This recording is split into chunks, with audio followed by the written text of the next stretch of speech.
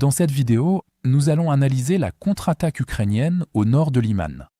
Ici, après des mois d'assauts coûteux, les tentatives russes d'avancer ont été stoppées de façon spectaculaire par les Ukrainiens.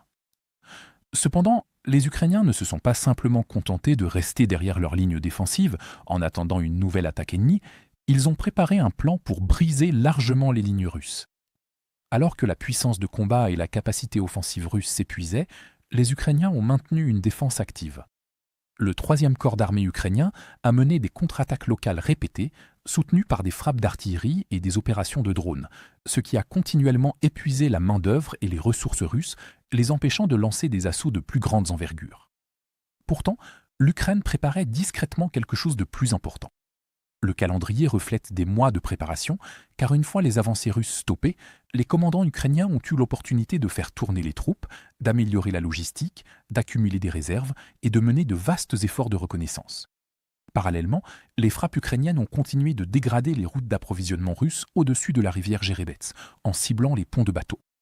Ainsi, au moment où les forces ukrainiennes ont lancé leur offensive, les formations russes avaient déjà subi de lourdes pertes, tout en étant étirées sur un saillant de plus en plus vulnérable. Comme vous vous en souvenez, les Ukrainiens avaient lancé leur contre-attaque en perçant profondément la partie nord du saillant russe. À présent, les Ukrainiens ont capitalisé sur cette dynamique et ont rapidement repris le contrôle d'une bande forestière à l'ouest d'ici. Cette attaque en tenaille coupe le contrôle consolidé des Russes sur Ritkodub et place les soldats russes à l'intérieur dans un encerclement opérationnel. Cependant, les assauts ne se sont pas arrêtés là. Au sud, les Ukrainiens ont mené une manœuvre en tenaille similaire contre les forces russes à Chandriyolov, coupant le contrôle russe de Seredny.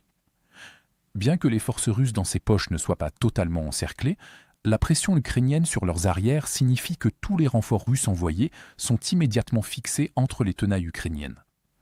Cela permet ensuite aux frappes continues de drones FPV de dégrader les positions russes avant que les Ukrainiens n'interviennent et ne nettoient toute la zone sans subir de pertes amies. Il est important de noter que le 3e corps d'armée ukrainien utilise massivement des drones d'attaque au sol pour obtenir ses succès, comme on le voit dans diverses vidéos de la région. Ces drones terrestres permettent aux soldats ukrainiens à la pointe des tenailles de maintenir des lignes d'approvisionnement stables, ces robots étant extrêmement résistants à l'artillerie et aux tirs de mortier russes et même aux frappes FPV russes. De plus, les drones d'attaque au sol jouent un rôle majeur dans leurs opérations d'assaut terrestre. De petits véhicules, semblables à des voitures télécommandées, sont chargés d'explosifs et dirigés directement vers les bunkers ou bâtiments russes, explosant et effondrant des structures entières et des points forts remplis de soldats russes à un coût dérisoire. Ensuite, sur les drones plus grands, les Ukrainiens montent des mitrailleuses lourdes pour engager directement les soldats russes ou pour supprimer les positions ennemies, permettant ainsi aux troupes d'assaut ukrainiennes de réduire la distance en toute sécurité. Ces drones terrestres équipés de mitrailleuses excellent dans leurs tâches, car sur le champ de bataille ukrainien, rester léger et mobile pendant un assaut peut faire la différence entre la vie et la mort pour les soldats sous l'observation et les frappes intenses des drones ennemis, tout en attirant le feu adverse sur le drone terrestre bien plus blindé. À mesure que les forces ukrainiennes élargissaient leur percée, les commandants russes ont tenté de précipiter des renforts à travers la rivière Zerebets pour stabiliser le front.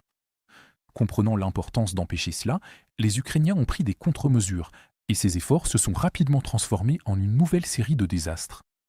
Les Ukrainiens ont établi un contrôle ferme du feu FPV sur les points de passage, empêchant l'ennemi de renforcer les zones sous attaque ukrainienne.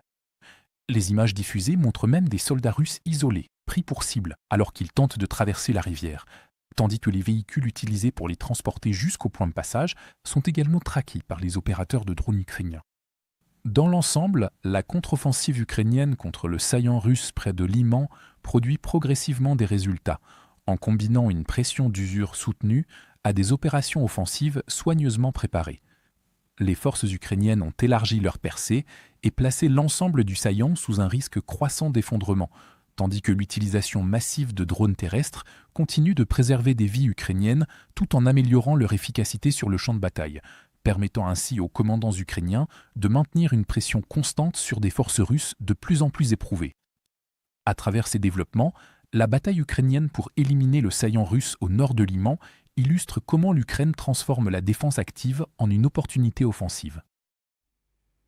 Pour regarder des images de combats non censurées que nous avons utilisées dans ce reportage, consultez notre carte interactive d'actualité.